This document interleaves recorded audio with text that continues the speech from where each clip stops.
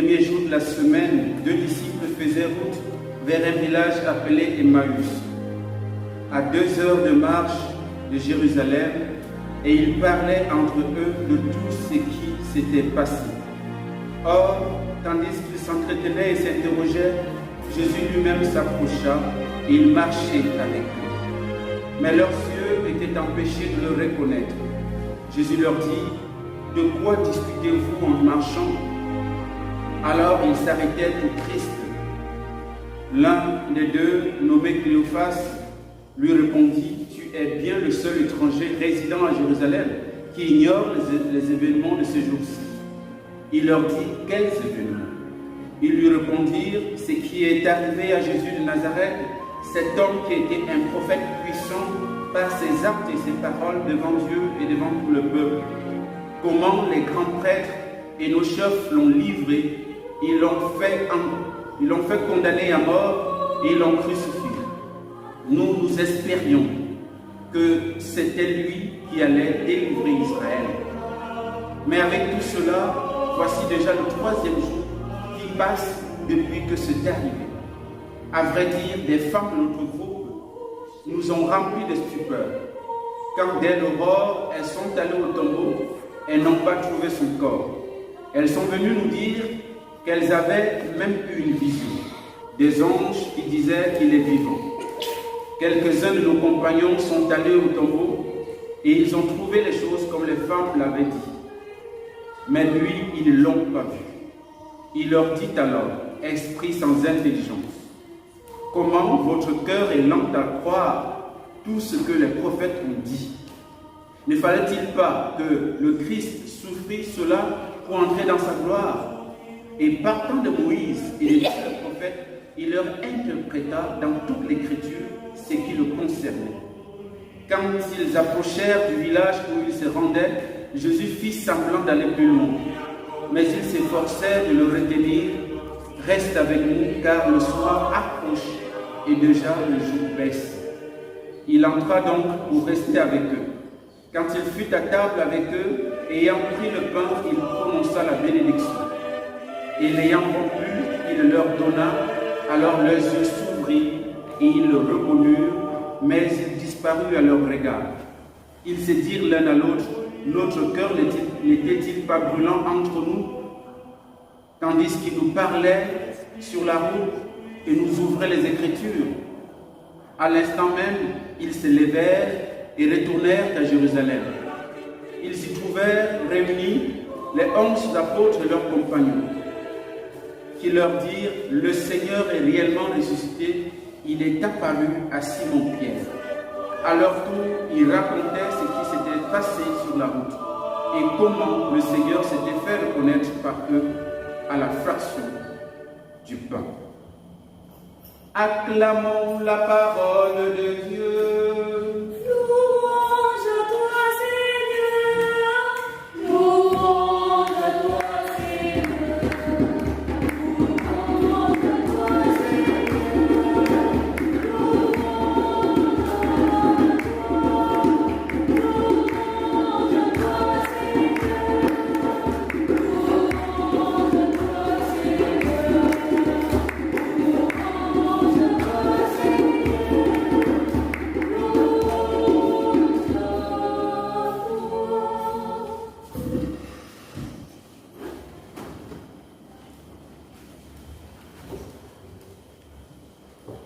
Alors aujourd'hui, le Seigneur, en fait, l'Église nous propose le texte des disciples d'Emmaüs, qui est atypique et qui est propre à Saint Luc, à l'évangéliste Saint Luc, parce que les autres ne rapportent pas ça. Il est le seul évangéliste qui nous rapporte cet épisode des 2 disciples d'Emmaüs. Et vous avez bien écouté que les pauvres étaient désespérés. Ils ont quitté Jérusalem pour aller dans ces villages qui étaient environ 2 heures de temps de Jérusalem. Et pour la petite histoire, il faut savoir que la communauté se trouve là-bas, à Emmaüs. Nous avons une maison Emmaüs dans le lieu où s'est passé cet épisode. Même si on discute ça avec certains, je crois que ça s'appelle les Bénédictins, je ne sais plus quoi, eux aussi sont dans un autre village et ils pensent, qu'on appelle aussi Emmaüs, et ils se disent que c'est plutôt le leur. Mais tout porte à croire que c'est le nôtre. Parce que, voilà, par rapport aux indications qui sont données, n'est-ce pas, à l'évangile, on est à peu près à 2 heures de marche de Jérusalem. Donc il est fort probable que c'est la vérité de Dieu qui ait raison. Ce n'est pas là le sujet. Mais en tout cas, le Seigneur, à travers cet évangile d'aujourd'hui, nous enseigne plusieurs choses. Les disciples d'Emmaüs étaient tristes, comme il est dit ici. Parce que lorsque Jésus vient, cet inconnu qui vient se mêler à eux, il lui dit, mais qu'est-ce que... Il leur pose la question, qu'est-ce que vous discutez en chemin? Qu'est-ce qui vous tracasse? On dit, alors ils s'arrêtèrent tout tristes. C'est-à-dire vraiment, les gars étaient abattus. Et ils rentraient comme ça comment on appelle ça? À Emmaüs par dépit.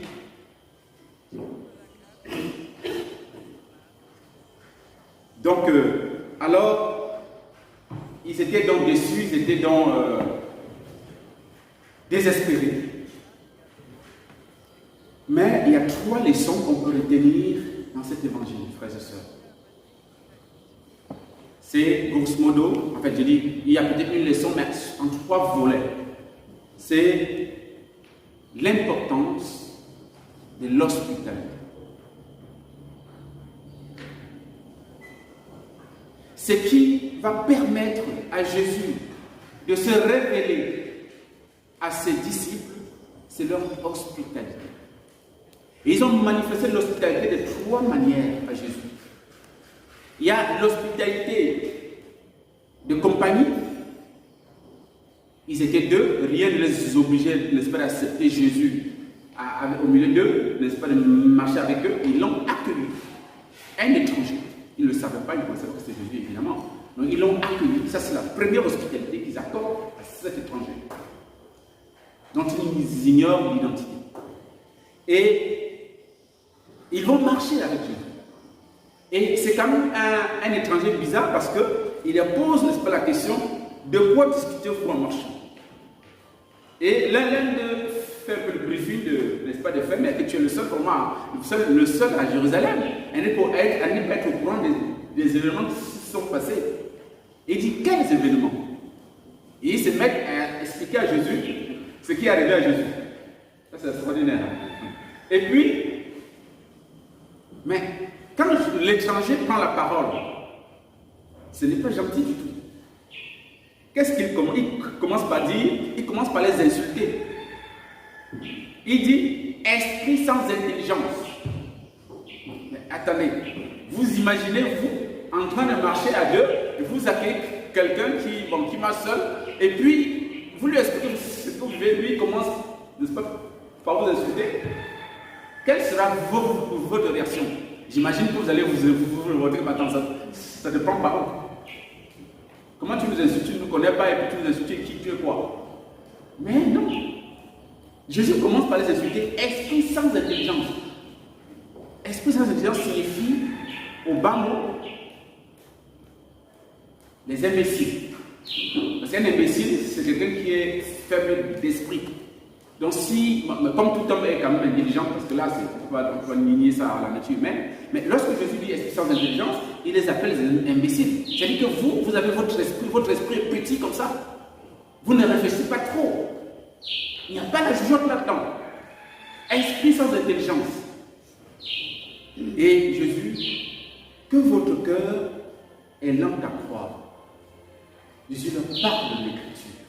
Il va de Moïse jusqu'au prophète pour leur montrer comment ce qui s'est passé à Jérusalem avait été prophétisé par Moïse le prophète. Et bon, ils ne comprennent pas comment eux, ils n'ont pas pu faire le lien. Et en plus, c'est Jésus qui parle. Autrement, lui-même a passé le temps à leur dire, voilà ce qui va se passer avec moi. On va m'arrêter, on va m'accuser, on va me crucifier, je vais mourir. Mais le 3e jour, je vais rester. Ils n'ont rien saisi de tout ça. Les gars pensaient que Jésus était le grand libérateur d'Israël et que, voilà, on espérait que la délivrance viendrait par eux. Malheureusement, passé 3 jours que cela s'est passé, Les femmes nous ont dit qu'elles sont au tombeau, le corps n'était plus au tombeau. Jusque-là, ils ne font pas le lien avec la résurrection. Et certains de nos copains sont allés au tombeau, ils ont trouvé les choses telles que les femmes, n'est-ce pas, l'avaient dit. Jusque-là, il n'y a pas de lien avec la résurrection. Et même, les femmes ont dit, les anges nous ont, on a vu les anges nous ont dit qu'il est ressuscité. Même là, encore sont les femmes qui parlent, donc on n'accorde pas trop de crédit. Surtout à l'époque, c'est comme ça. Les femmes, c'est Jésus qui est venu donner de l'importance à la parole d'une femme. Et c'est pourquoi je disais hier que Jésus est un peu, voilà, il a apporté un peu plus de privilèges aux femmes. Il a permis que ce soit une femme qui annonce aux apôtres qu'il est ressuscité. Comme pour convertir les mentalités de l'époque. Que accorder à la femme la même valeur, la même dignité qu'à l'homme. Et ça, c'était la première hospitalité. La deuxième hospitalité, c'est l'hospitalité du cœur. Ils ont écouté Jésus, du début à la fin. L'hospitalité du cœur passe par l'oreille, par la grâce de l'écoute. L'hospitalité de l'écoute prépare l'hospitalité du cœur.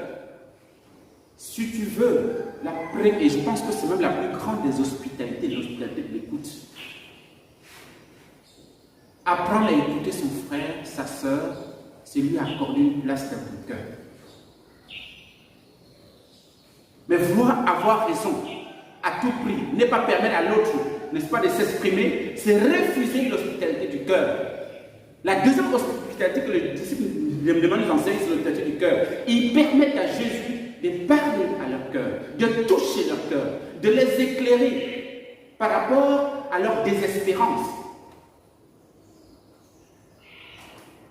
Ils permettent à l'inconnu de toucher leur cœur, de leur faire comprendre autre chose que ce qu'ils avaient jusque-là.